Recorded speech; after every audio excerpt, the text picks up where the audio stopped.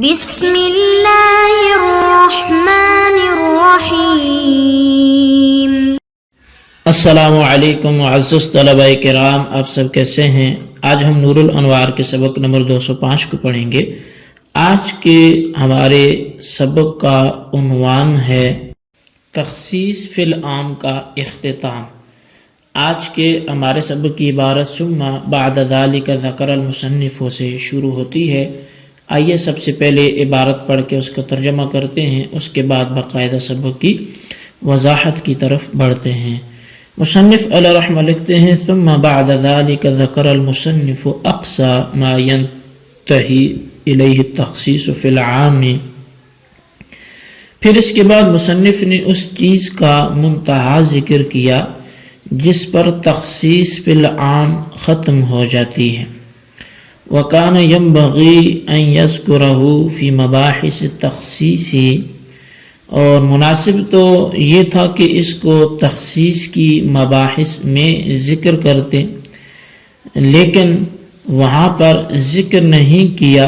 لیکن لما كان موقوفا على بیان الفاظه اخرہ عنها، لیکن چونکہ یہ بحث الفاظ عام کے بیان پر موقوف تھی، اس لیے اس بحث کو الفاظ عام سے مؤخر کر دیا۔ فقال وما ينتہی الیہ الخصوص نوعان، ای المقدار الذي لا يتعدى الى ما تحته نوعان۔ تو چنانچہ آپ نے فرمایا کہ تخصیص جس مقدار پر پہنچ کر ختم ہو جاتی ہے اس کی دو قسمیں ہیں، یعنی وہ مقدار جس کے ماتحت کی طرف تخصیص متعدی نہیں ہوتی ہے، اس کی دو قسمیں ہیں۔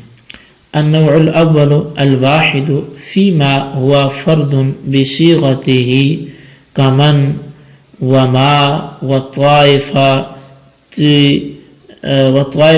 واسم الجنس المعرف باللام أو ملحق به كالجموع المعرفة بلام الجنس، فإنهما لو خليا عن الواحد أيضا لفات اللفظ عن مدلوله۔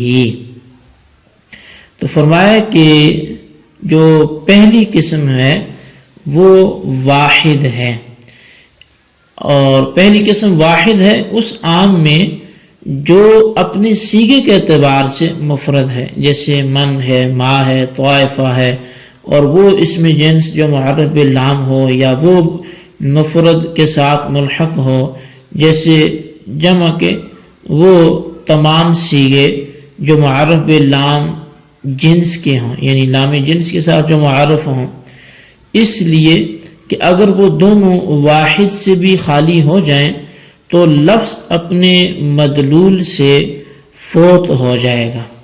کالمرأۃ والنساء نشر علی ترتیب اللفظ، جیسا کہ دو مثالیں یہاں پر مصنف علیہ رحمہ لکھتے ہیں، علی ترتیب جیسے لفظ المرأہ اور لفظ نساء ہے۔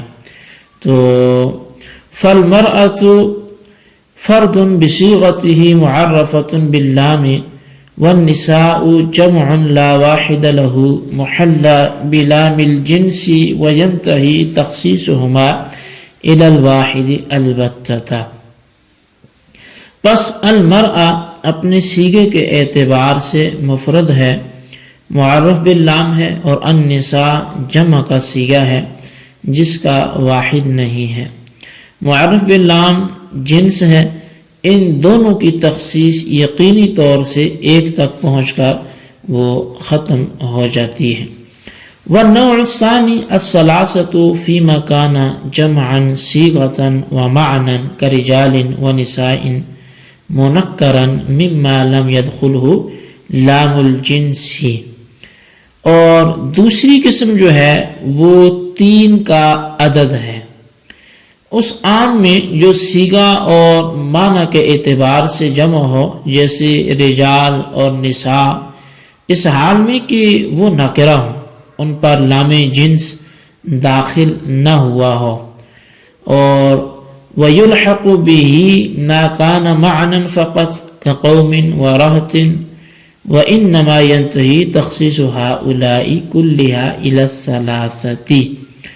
اور فرمایا کہ اس کے ساتھ وہ الفاظ بھی لاحق ہوتے ہیں جو صرف معنی کے اعتبار سے جمع ہیں، جیسے قوم ہے اور رہط ہے، اور ان تمام کی تخصیص 3 تک پہنچ کر ختم ہو جاتی ہے. لأن أدنى الجمع الثلاثة بإجماع أهل اللغة فلو لم يبقى تحته 3 أفراد لفات اللفظ عن مقصوده. اور اس لیے کہ اہل لغت کا اس بات پر اجماع ہے کہ جمع کا ادنی درجہ 3 ہے، پس اگر اس کی تحت 3 افراد بھی باقی نہ ہوں گے تو لفظ اپنے مقصود سے فوت ہو جائے گا. جی طلبہ کرام، یہ ہمارے آج کے سبق کی عبارت اور اس کا ترجمہ تھا جو آپ نے سماعت کیا. آئیے اب آج کے سبق کی وضاحت کی طرف ہم بڑھتے ہیں. در حقیقت مصنف نے اس عدد کو بیان فرمایا ہے جس پر عام کے اندر تخصیص ختم ہو جاتی ہے. شارح فرماتے ہیں کہ اس کا ذکر اگرچہ تخصیص کی بحث میں ہو جانا چاہیے تھا، اسی کے ساتھ مناسب تھا، مگر چونکہ اس سے بحث کرنا الفاظ عام کے بیان پر موقوف تھا، اس لیے مصنف نے پہلے عام کے الفاظ کو بیان کیا اور اس کے بعد اس بحث کو شروع فرمایا. بہرحال وہ مقدار جس کے بعد تخصیص کرنا ممکن نہ ہو، اس کی 2 قسمیں بنتی ہیں.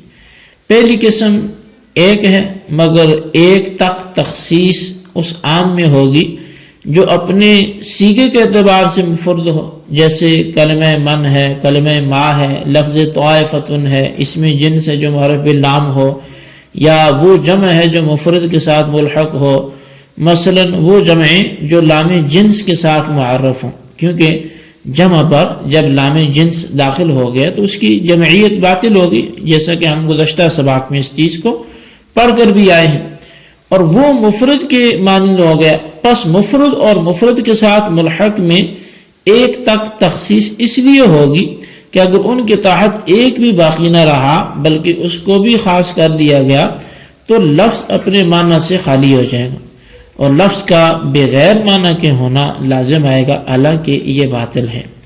مصنف نے ان دونوں کی مثال میں لف و نشر مرتب کے طور پر فرمایا ہے کہ جیسے المرأة اور النساء، یعنی لفظ المرأة اپنے سیغے کے اعتبار سے یہ مفرد ہے اور معرف باللام بھی ہے، اور النساء جس کا مفرد من لفظ ہی نہیں آتا، یعنی ایسا نہیں ہے کہ النساء یہ ایسی جمع ہو کہ اس کا مفرد بھی کوئی نسبتن یا کوئی نساءن کی ایسا آتا ہو، جو بلکہ یہ اپنا مفرد اس لفظ سے نہیں پاتا مگر اس پر لام جنس داخل ہے.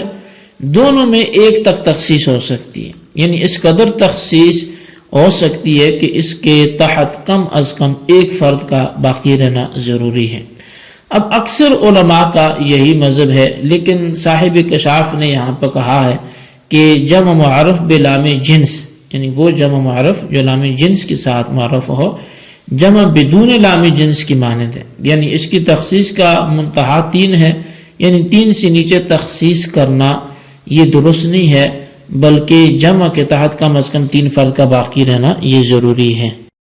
اب والنوع الثانی سے مصنف دوسری قسم کو بیان فرماتے ہیں.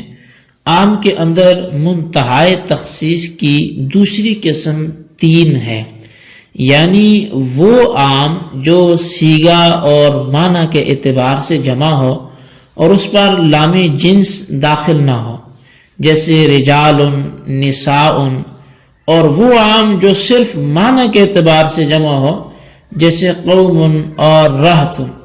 تو ان تمام کی تخصیص 3 پر پہنچ کر ختم ہو جاتی ہے، یعنی ان میں اتنی تخصیص کرنے کی اجازت ہے کہ ان کے تحت کم از کم 3 افراد باقی رہ جائیں.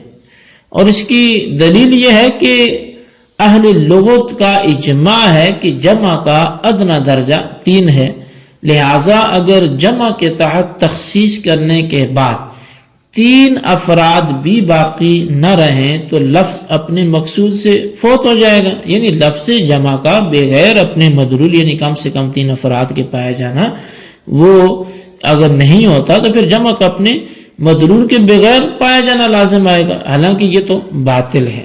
جی طلبہ کرام، یہ ہمارے آج کے سبق کی عبارت، اس کا ترجمہ تھا اور اس کی وضاحت تھی جو آپ نے سماعت کی. آئیے اب اس سبق کو اچھی طرح سمجھ کر اس کا خلاصہ رجسٹر پر لکھتے ہیں اور ان سوالات کا جوابات بھی دیتے ہیں. سوال نمبر 1 یہ ہے کہ مصنف نے یہاں پر اس عنوان کو کیوں ذکر کیا، اس کو تخصیص کی بحث میں کس لیے ذکر نہ کیا. اور سوال نمبر 2 یہ ہے کہ والنوع الثانی الثلاثۃ سے مصنف کیا بیان کرنا چاہتے ہیں، آپ وضاحت فرمائیں. اللہ تبارک و تعالیٰ سے دعا ہے جو کچھ ہم نے پڑھا سنا اسے یاد رکھنے کی توفیق نصیب فرمائے. آمین بجاہ النبی الامین صلی اللہ علیہ وسلم.